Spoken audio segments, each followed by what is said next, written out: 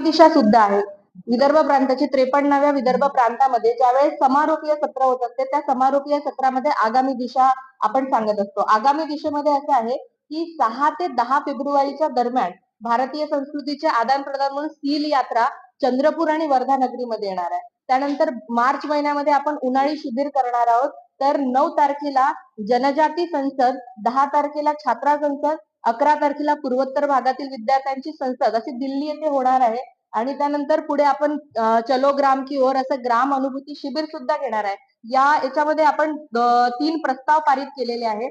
त्यामध्ये 3 प्रस्तावामध्ये शैक्षणिक विदर्भाची शैक्षणिक स्थिती म्हणजे ज्या पद्धतीने प्रवेश परीक्षा परिणामाला घेऊन कुठलंही विद्यापीठ जे आहे ते गंभीर नाही आहे. म्हणून विदर्भाच्या शैक्षणिक सद्यस्थितीमध्ये आपण असं टाकलेलं आहे की शैक्षणिक वेळापत्रक नीट करण्यात यावं. त्यानंतर डी बाटू सारखं विद्यापीठ ज्यांची स्वतःचं सर्व्हर सुद्धा नाहीये अशा विद्यापीठाच्या अनेक समस्या लक्षात घेता ते विद्यापीठ बंद करण्यात यावं. अशा अनेक मागण्यांसोबत हे सुद्धा तुम्हाला मिळणार आहे. तर अशा अनेक मागण्यांसोबत शैक्षणिक प्रस्ताव हा सर्वानुमते पारित करण्यात आला. त्यानंतर सामाजिक सद्यस्थितीमध्ये सुद्धा संपूर्ण महाराष्ट्रामध्ये आपण विचार केला तर गेमिंगच्या याच्यावर, महिला सुरक्षेच्या याच्यावर, त्यानंतर अंमली पदार्थाच्या याच्यावर, संस्कृती प्रदर्शनच्या याच्यावर, संस्कृतीचे जतनच्या संबंधित, ई कॉमर्स, प्लास्टिक वेस्ट या संदर्भामध्ये, त्यानंतर नकारात्मक सिनेमा कंटेंट या सगळ्या गोष्टींमध्ये सामाजिक प्रस्ताव सर्वानुमते पारित करण्यात आला. त्यानंतर जो सर्वांगीण विकास जो आहे विदर्भाचा यामध्ये वेगवेगळ्या जिल्ह्यातल्या वेगवेगळ्या संधी घेण्यात आलेल्या आहे आणि त्या संधी अचूक झाल्या पाहिजे म्हणून विदर्भाचा सर्वांगीण विकास असे 3 प्रस्ताव सर्वानुमते पारित करण्यात आले. याच्या कॉपी सुद्धा आपल्याला मिळून जाईल आणि या वर्षभरामध्ये या 3 प्रस्तावावर आम्ही काम करणार आहोत आणि या वर्षभरामध्ये 3 प्रस्तावाचे कार्य कशा पद्धतीने पूर्ण होईल याकडे आम्ही लक्ष देणार आहोत.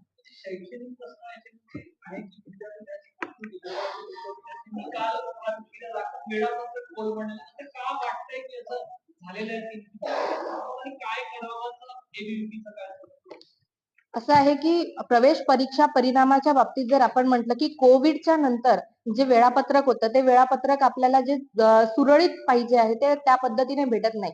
3-3 महिने परीक्षा होते, परीक्षा होऊन सुद्धा रिझल्ट लागत नाही. अमरावती विद्यापीठाचं हेच उदाहरण आहे, नागपूर विद्यापीठाचं पण आहे आणि गोंडवानाचं पण आहे. परीक्षा केंद्राला माहित नसते की ते परीक्षेचं केंद्र आहे. या सगळ्या गोष्टी असतात म्हणून हे जे शैक्षणिक वेळापत्रक आहे ते नीट होणे गरजेचं आहे.